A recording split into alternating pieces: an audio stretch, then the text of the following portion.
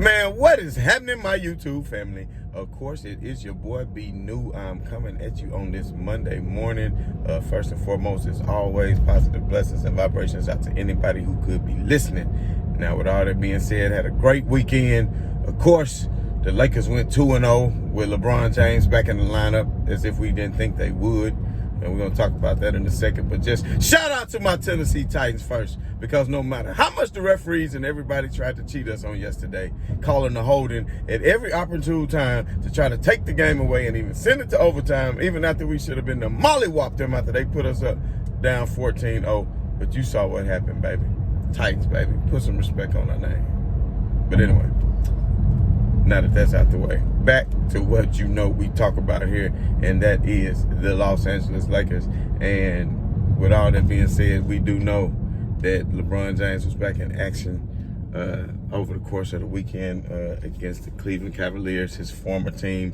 And of course, as usual, he showed out, and he has scored over the past time that he has played the Cleveland Cavaliers. He's always scored over 25 points. I think he's done it like 15 in a row, which is the most times that anybody has ever scored that much against a former team. But as we all know, LeBron James always put these kind of notches under his belt, and it wasn't any surprise that they won that Cleveland game. Did get a little bit closer towards the end than what it should have been, but of course the Lakers were able to put things away. But we'll focus more on the game that took place on last night when the Lakers were back at home, taking on the first of a 1-1, a home and away against the Houston Rockets. Now, we all, just like we expected the Lakers to win the OKC, and you remember what happened, that they was up by 26 points and allowed Oklahoma City to actually come back and win that game. Now, yesterday, you never really felt like the Houston Rockets were really going to be in any chance of coming back to taking the lead in that game, although they did cut it down to 10 in the fourth quarter.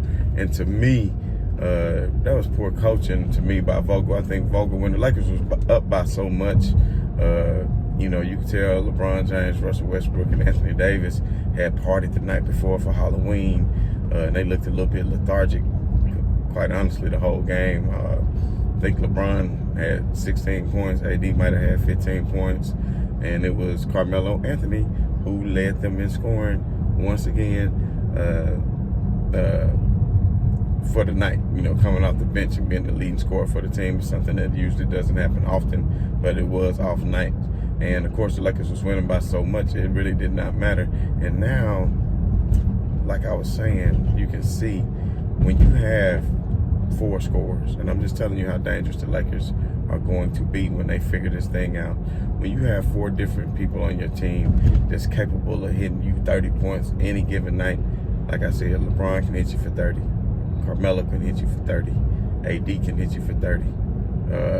Westbrook can hit you for 30. And now Westbrook is coming into his own as far as being acclimated with the team, because you have to start learning your roles and assignments and adjusting to one another on the floor.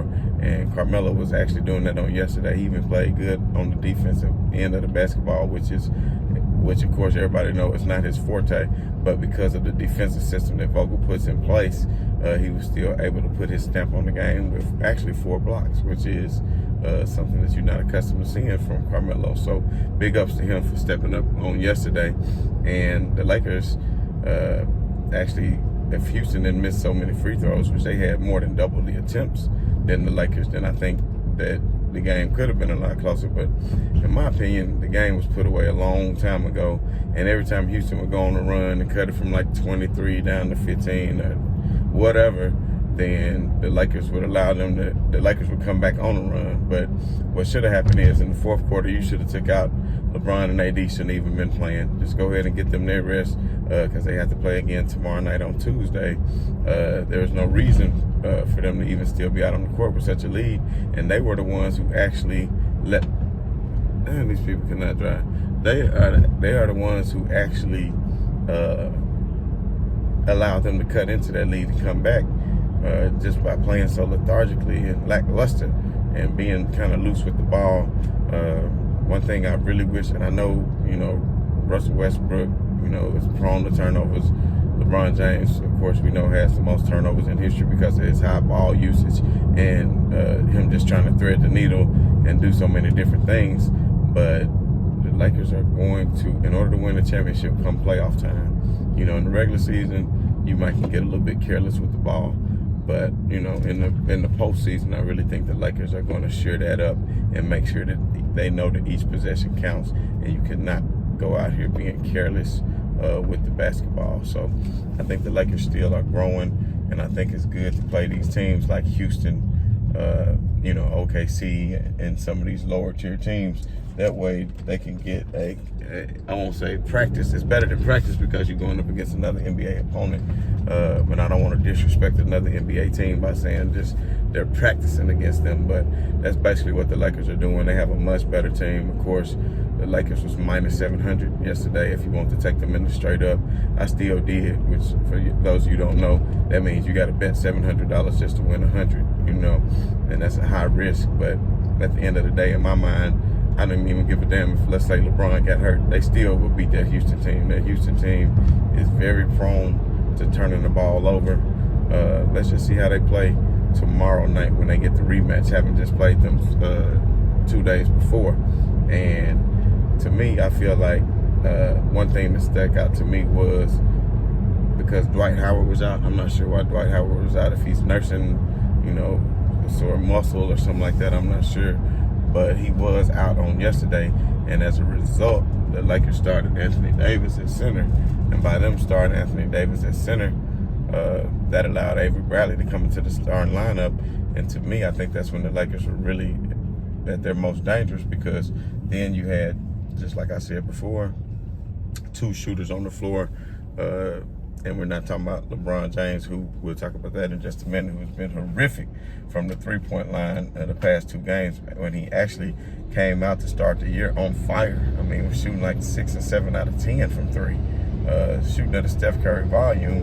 And I don't know if this is something in his later part of his career that he just wants to be able to stretch out his game and add more longevity to his career by not going to the post and to the hole and taking, you know, more punishment. But LeBron, I think he's just in a scoring slump. I don't know what it is, but he'll snap back out of it because he's not really strict. He's usually pretty consistent around that 35 to 37% mark from 3, which is very respectable in today's league, in my humble opinion. And I feel like, you know, that lineup with Avery Bradley, who can play on the ball defense, as well as Bazemore, who can play on the ball defense, and both of them who are 3-and-D guys. So when you can get them two on the floor with Anthony Davis, who has also been pretty horrific from the three-point line himself, but is still capable of spreading the floor because he doesn't have to play in the paint. He can still hit the 18 to 20-foot jump shot as well to bring that other center out of the paint on the defensive end. And when he brings that center out, that allows LeBron James to kind of go to the hole. And I won't say that LeBron is still favoring his ankle, but it still might be just, he walking maybe just a little gingerly and not just really planning on it and getting to the hole with the speed and the burst that we've been accustomed to seeing. Now, you wouldn't think that was the case, especially after last night when you saw a glitch in the matrix when LeBron James, at 37-year-old, went all the way down and was able to, with the reverse jam with authority. And you like, man, how is this guy still this age? I mean, just running the floor the way that he was running the floor. But then he turned around, and then you go back down, and lo and behold, what do you have? LeBron James sitting courtside watching LeBron James dunk. Now, if that ain't the damn GOAT, then I don't know what is. Man, up here hooping, but then at the same time over here watching himself hoop. Never see Jordan do no shit like that, baby. No, I'm just messing with y'all, but that was crazy. I know it's kind of set Twitter on fire last night, but it was Halloween, so a lot of people were dressed up, and hey, dude pulled it off pretty good, because, you know, if they say it was LeBron James, I'm probably thinking it was Greg Oden. Because if you ever think about it, I don't care what anybody say. If you look at Greg Oden, even though he way younger than LeBron, Greg Oden looked like LeBron James' daddy, or uncle or somebody. You understand what I'm saying? But anyway, y'all, I'm just clowning today. To be honest, had a rough weekend, man. Just trying to get myself back together. But I know some of you had mentioned when am I going to finish my countdown. I do apologize, man. I'm definitely going to finish my countdown. I had put a lot of work into that countdown, and I made a lot of notes. You understand what I'm saying? When I made my list. But I'd be damned if my grandson didn't get a hold to my damn list and rip up my paper, man. Which I still got my list, but it's in my head. But I promise y'all tomorrow I'm going to finish the countdown. I'm going to remember where I was. I got to go back and look at the last one. I think I was at number 6 or 7. But I did have some ties coming up, some surprises that may surprise all of you. But at the end of the day, you know what I mean? It's a fun thing to be able to count down those players. And maybe in the summer, in the offseason, I'll do my 75 list. Like the NBA had their 75, I'll do my 75 because I do think there was some egregious mistakes on that. But that's not what we're going to talk about right now. But most definitely, we'll come with the list on tomorrow. But I just kind of want to touch on everything and just point out that anybody who was worried about the Lakers, and I know these are lower teams that they hadn't played a lot of competition just yet, although they will get into a media portion of their schedule coming up. I just feel like that the bench is too deep. They got too many shooters. They got too many veterans. When you got somebody like Carmelo who can go out and lead your team in scoring coming off the bench, somebody like Carmelo who is at home, I mean, I forget what it is, but it's crazy. The percentage of his threes is crazy in the Staples Center versus on the road. And I think he may come down to earth at the Staples Center, but maybe not. And that's why he is a big fan favorite, because whenever he get up off the bench, man, the crowd goes crazy. So don't forget, y'all, if you're in the LA area, stop at Jack and the Crack, get you some of them free tacos, man, with any order, because the Lakers held their opponent under 111. And I did want to mention that because of this. The Lakers' defense was looking a lot better, like they knew where they wanted to be. They was actually running the shooters off of the three-point line pretty good last night. Austin Reeves, I think he played pretty well, even though he made a couple of bonehead plays. But that's just to be expected of a rookie. But he did pretty good overall, and I'm enjoying watching his growth on the court and just the cohesiveness of the Lakers as they come together, because it's a long season. Let them get about 30 games under their belt, and then we're going to see what they truly made of, and how ain't nobody in the hell going to stop them. Think I'm lying, baby. So this has been your boy B New. I got to run over here and handle some business real quick, but man, right on to the real, and much love to y'all haters. I'm out.